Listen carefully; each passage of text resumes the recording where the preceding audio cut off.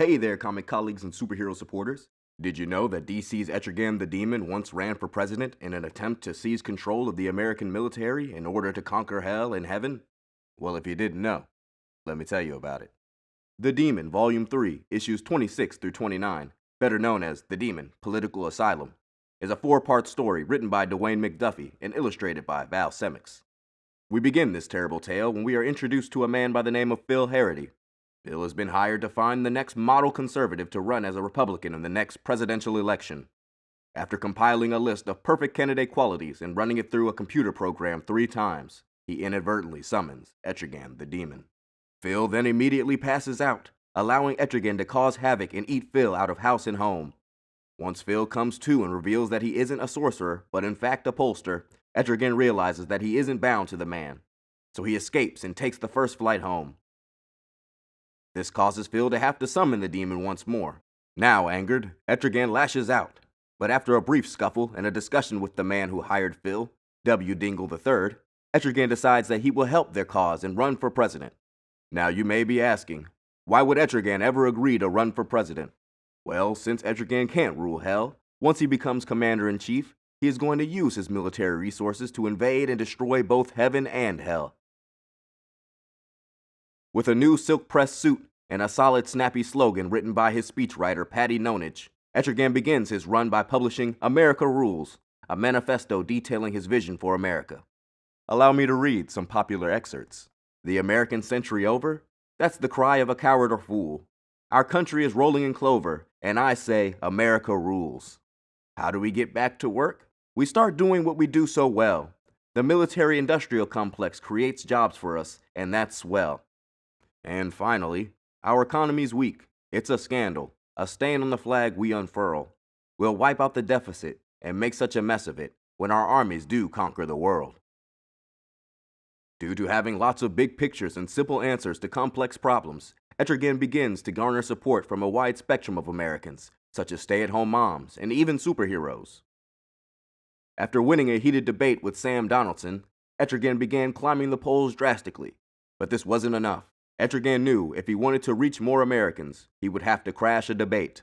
However, this wouldn't go over so smoothly. A police barricade blocked the entrance with explicit instructions to keep the candidate from hell out. A struggle ensues between Etrigan and the officers. This disturbance then catches the attention of the neo-Nazi party and the KKK, causing both factions to join the fray. However, the three groups were no match for Etrigan, and with his immense strength, he's able to fight his way through the crowd and win the debate. By this point, Etrigan was loved by many and was on a fast course to being the presidential candidate for the Republican Party. Unfortunately, not everyone shared the sentiments for the demon, and during one of his rallies, an assassination is attempted on the candidate's life. This attempt backfires, causing Etrigan to only be mildly pissed off when he's shot in the eye. Our presidential Punisher then springs into action, confronting his assailant, only to be stopped by the one and only Superman. In order to save the assassin's life, Superman does battle with the demon. The two titans take turns trading blows and discussing ideals, until Superman has had enough and knocks Etrigan out cold. When Etrigan awakens, he declares that when he's president, the first thing he'll do is have Superman killed.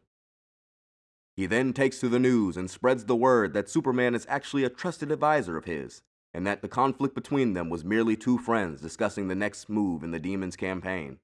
Speaking of the demon's next move, when Etrigan learns that his would-be assassin was a Christian, he decides to win over the evangelical vote by bribing the church officials and then baptizing himself publicly for the whole Bible Belt to see. With the presidency on the tips of Etrigan's demonic digits, Superman once again leaps into action. The Man of Steel takes center stage and speaks directly to the citizens of America. He pleads to every man and woman in the land of the free to save themselves and to not vote for Etrigan. Although they were profound, Superman's words fall on deaf ears, unfortunately, and the American people still clamor for the Democratic demon. Etrigan's campaign is only calmed when Patty double-crosses him. She chants a spell that banishes the demon back into the body of Jason Blood. She then attends a rally, giving a speech claiming that Etrigan will be dropping out of the race, stopping him from becoming president, and ending his soon-to-be reign of terror. We end the series with Etrigan confronting Superman at the Daily Planet.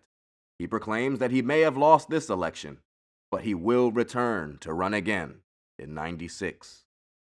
Well, there you have it, folks. Etrigan runs for president and narrowly wins, only being thwarted by Superman and his meddling speechwriter. This demon storyline was a light read with good art and great comedy. I constantly found myself laughing out loud and rereading enjoyable sections. Also, having the chance to read a Dwayne McDuffie comic was a nice experience. I'm used to his work on cartoons such as Justice League and Ben 10, so this was an interesting change of pace. If you enjoy political satire or rhyming, then this is the Etrigan story for you. If you enjoyed this video, make sure to give it a like and a comment. Also, make sure to follow or subscribe for more comic coverage.